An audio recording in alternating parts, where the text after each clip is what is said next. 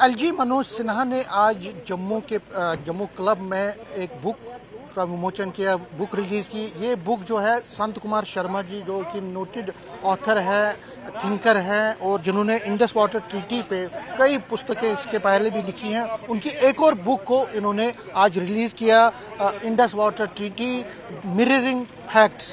हम इनसे पूछते हैं कि क्या है ये फैक्ट्स, क्या है, किस चीज़ को इन्होंने एक तरह से इन डेप्थ रिसर्च की है। सर, न्यूज़ 18 से बात करने के लिए आपका शुक्रिया। सबसे पहले तो आपको बहुत बहुत मुबारक हो कि आपने एक और बुक की है। कि ये बुक है क्या एक्चुअली? असल में क्या हुआ कि जब इंडस वाटर ट्रीटी हमने रखी, उसमें एबेंस में रखी, उसके कारण ये था कि लोगों को शायद इंडस वाटर ट्रीटी की ही समझ नहीं थी।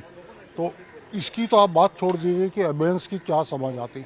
तो वो जरूरी था कि हम अपनी किताब में इस बात को बताते और अपने लोगों को ये बात बताते कि इंडस वाटर ट्रीटी अगर एबेंस में हो जाएगी तो इससे पाकिस्तान पे कितना असर होगा।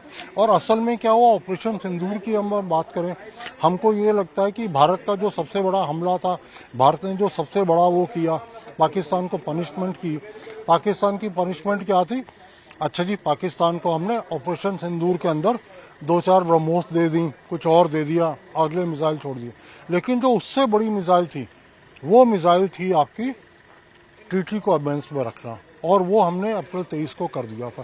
तो उस चीज़ को मैंने समझाने की कोशिश की है कि इंडस वाटर ट्रीटी एबेंस में जब होगी तो हमारा जो है पूरा का पूरा जो कुछ काम थे, जो इंडस वाटर ट्रीटी के कारण क्या होता था, हम पे कुछ कंस्ट्रेंट्स होते थे, कुछ चीज़ें हम पे रोकती थी हमको, हम कुछ नहीं कर पाते थे। जैसे हमको सेडिमेंट फ्लशिंग करनी है अपने, उनकी मेंटेनेंस वाली चीज़ थी, लेकिन उसमें भी हमको नुकसान होता था।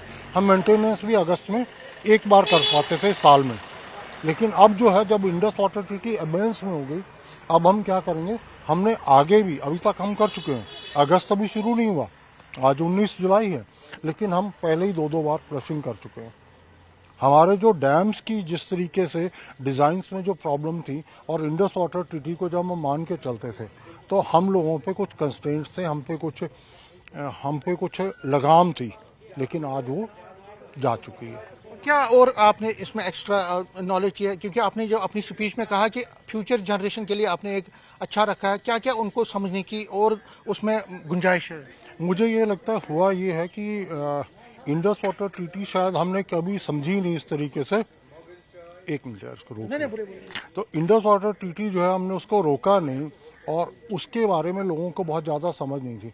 और इसमें क्या किया मैंने, जो कुठियाला साहब है उन्होंने भी किया, बात कही कि इंडस वाटर ट्रीटी में हमने ये भी जोड़ दिया कि Pakistan point of view, Pakistan क्या चाहता है और उस ट्रीटी को किस तरह देखता है। और मेरा ये मानना है कि दोस्त का क्या मंतव्य है वो जानना एक बात है, लेकिन दुश्मन का जानना उससे ज़रूरी है। तो हमने पाकिस्तान के पॉइंट ऑफ व्यू को उसमें इंक्लूड करने की कोशिश की है, और बिब्लोग्राफी उसमें बहुत अच्छी है। 23-24 जो है किताबें और आर्टिकल्स, उनका हवाला है।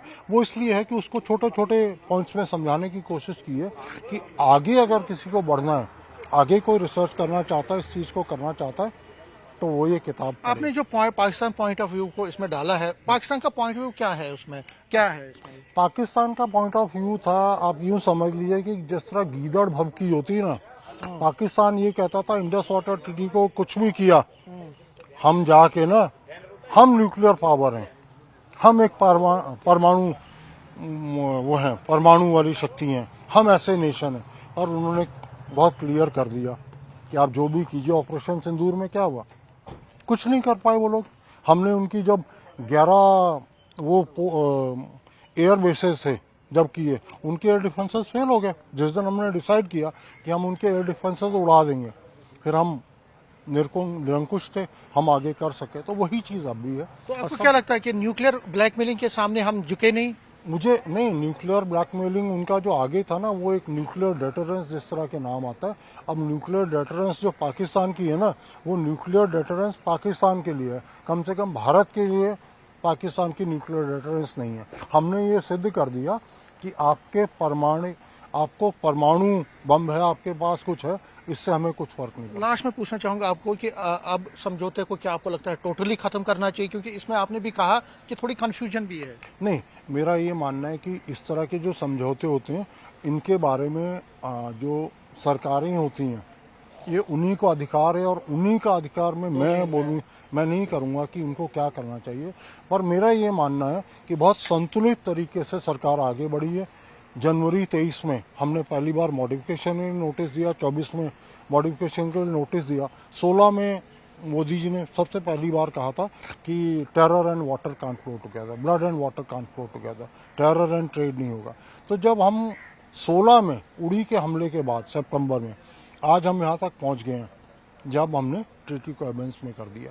आगे देखते हैं क्या करते हैं, सरकार किस तरीके से व्यवस्थाएं करती है और सरकार को क्या उचित लगता है। न्यूज 18 से बात करने के लिए शुक्रिया। तो संत कुमार शर्मा ऑथर जो बुक के हैं इंडस वाटर ट्रीटी पर, एक और बुक इनकी रिलीज हुई है। कह रहे हैं कि इंडस वाटर ट्रीटी पे जो सरकार का फैसला है वो बहुत ही अच्छा फैसला हुआ है, और आगे चल के सरकार जितने भी फैसले इस पर लेगी हम उनके साथ ही रहेंगे। कैमरामैन चांद के साथ समीर भट्ट, न्यूज 18 जम्मू।